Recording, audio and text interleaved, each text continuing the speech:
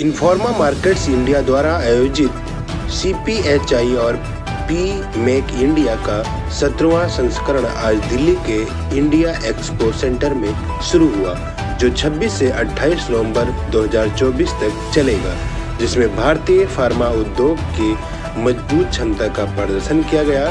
2030 तक भारतीय फार्मा बाजार के 130 बिलियन अमेरिकी डॉलर और 2047 तक 450 बिलियन अमेरिकी डॉलर तक बढ़ने के अनुमान के साथ इस आयोजन ने वैश्विक स्वास्थ्य को आकार देने में उद्योग की महत्वपूर्ण भूमिका को उजागर किया है।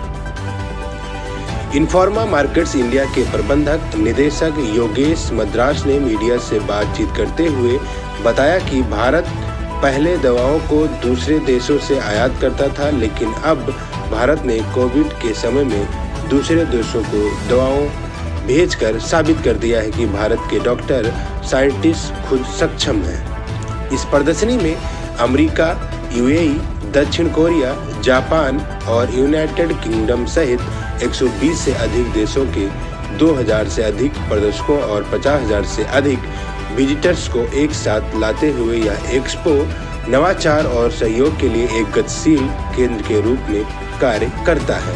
फार्मा मशीनरी, पैकेजिंग, विश्लेषणात्मक उपकरण, प्रयोगशाला, प्रौद्योगिकी सामग्री और अन्य सामान से लेकर ये हितधारकों को परिवर्तनकारी बातचीत में शामिल होने और रणनीतिक साझेदारी को बढ़ावा देने के लिए CPHI और पी मेक इंडिया एक व्यापक मंच प्रदान करता है।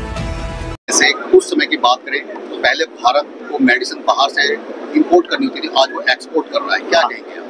वही तो कह रहा हूँ, इंडिया की जो कैपेबिलिटी अभी ऐसे बढ़ गई है कि हमारे पहले आपने 17 में जो देखे होंगे कोई इंडस्ट्री का, शायद वो इसे 17 से पहले भी देखे थे, इट वाज इंपोर्टिंग कंट्री था। और आजकल हमारे पूरे भारत देश में तकरीबन 6000 से मैन्युफैक्चरिंग यूनिट्स हैं और हमारे 60 बिलियन US का पूरा मार्केट सेक्टर जो है, और आधा तो एक्सपोर्ट के लिए जाता है। So that is now it is an exporting country, और वो भी एक्सपोर्टिंग ऐसे कंट्रीज को जा रहे हैं कि almost like 60 to 70% highly regulated countries है, जो US है, यूरोप है, लैटिन अमेरिका है, अफ्रीका है, इन सभी कंट्रीज में जा रहे हैं। और अगर एक आंकड़ा हम ऐसे देख सकते हैं कि हमारी जो जेनरिक्स जो स्पेस में हमारी जो स्ट्रेंथ है, और US में से फ्रॉम पास्ट डेकेड, 10 साल से पहले 22 से 10 साल से पहले उनका जो भी उनका प्रिस्क्रिप्शन मार्केट है पूरा जेनरिक है, ऑलमोस्ट लाइक 40-50%। और हमारी जो प्रोडक्ट्स वहां पे जाती है उनकी saving budget, health care budget 1.3 trillion US का उनका सेविंग था 10 साल में। और ऐसा मानना है कि उनका नेक्स्ट 5 इयर्स में भी उतना 1.3 ट्रिलियन का सेविंग भी हो सकता है उनका। तो ये उनकी बात कर रहे हैं। अगर हमारे ही देखें तो हमारे 1.4 बिलियन पॉपुलेशन है, हमारे ये आधातर यहाँ पे हमारा कंज्यूम करते हैं। सो नेचुरली हमारे हेल्थ केयर बजट में भी ये इसका जो भी जेनरिक का जो हमारे स्ट्रेंथ है, I think it is helping us. अगर बात की रॉ मटेरियल की, आज भी हम रॉ मटेरियल दूसरे देशों पर निर्भर हैं। हाँ, ऐसा है कि बिकॉज इट्स नॉट दैट ऐसा, सी इंटरडिपेंडेंसी ऑन कंट्रीज ये तो चलता रहिएगा, लेकिन क्या अपने आप को कैसे बना सकते हो और स्ट्रेंथ कैसे कर सकते हो, ये टाइम और अपनी जो ताकत है उसको कैसे उसको इम्प्रूव कर सकते हैं। जैसे कि हमने बोला था अभी रिसर्च की बारे में बात कर रहे थे। रिसर्च ऐसे 2 तरीके हो सकती है कि हमारी अभी जो क्षमता है उसको कैसे इम्प्रूव कर सकते हैं, ताकि हम जो भी अभी जो प्रोड्यूस कर रहे हैं उसको हाईएस्ट स्केल पे कैसे कर सकते हैं। और कभी कभी ऐसा भी है कि प्रोसेस में इतना चेंज भी ला सकते हैं कि मिनिमम अमाउंट में भी उसका ज्यादा प्रोड्यूस कर सकते हैं, ऐसा भी रिसर्च है। दिस इज एग्जिस्टिंग मॉलिक्यूल्स के लिए, और जो नया मॉलिक्यूल्स होगी उसके लिए जो भी है that will be different R&D kind of thing. ये दोनों तरीके पे हमें कंसंट्रेट करना पड़ता है। Thank you. जिस तरह से मेडिसिन की बात करें, फार्मा में भारत ने जिस तरह से तरक्की हासिल की, क्या कहना चाहेंगे? देखिए, हम सबके लिए बहुत बड़ा गर्व का समय है। जिस तरह से हमने प्रगति करी है अपने मेडिसिन को एक्सपोर्ट करने के लिए, उसमें भारत ने एक परचम कमाया है, जिसमें हमारे पास आज की डेट में हमको कहा जाता है हम फार्मेसी ऑफ द वर्ल्ड है।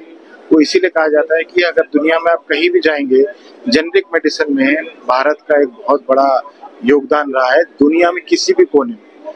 तो हम करीब 200 देशों को दवाइयाँ सप्लाई कर रहे हैं, और सबसे बड़ा हमारे को जो प्रोत्साहन मिला है वो जो सबसे ज़्यादा क्वालिटी कॉन्शियस कंट्रीज हैं, चाहे यूनाइटेड स्टेट्स ऑफ अमेरिका बोलें चाहे यूरोप बोलें, सब जगह हमारा सबसे बड़ा योगदान इन दो देशों से आ रहा है।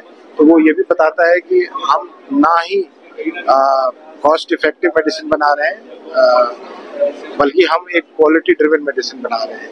तो हमारा एक बहुत अच्छा स्थान है आज की डेट में और हम इस यहाँ से आगे उन्नति के दिशा में है, क्योंकि हमारी साल दर साल 8% की ग्रोथ है, जिसको हम डबल डिजिट में ले जाना चाहते हैं आने वाले सालों में।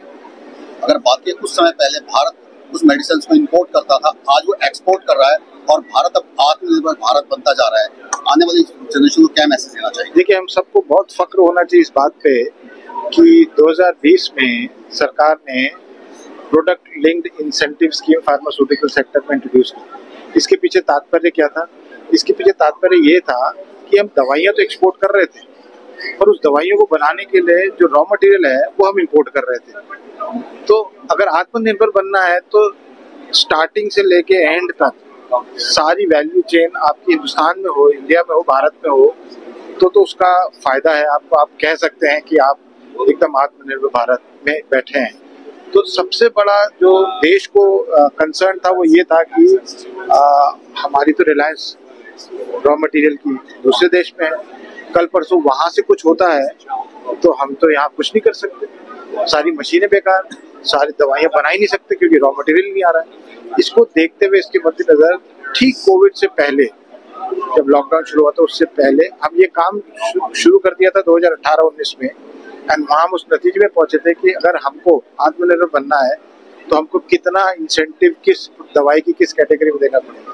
एंड मुझे बहुत बहुत ज़्यादा गर्व महसूस हो रहा है कि हम उस दौर से आ चुके हैं एक लेवल पे जहाँ की हम बड़े, यहाँ पे भी कुछ बूथ्स हैं जिन्होंने दुनिया में विश्व में पहली बार वो प्रोडक्ट बनाया है जो पहले हम कहीं और से लेते थे। तो बहुत सारी करीब कंपनियां, फार्मास्यूटिकल दवाई कंपनियां हैं जिन्होंने PLI का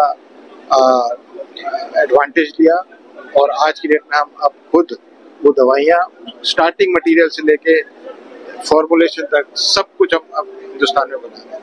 तो हमारे लिए तो बहुत बहुत गर्व का समय है।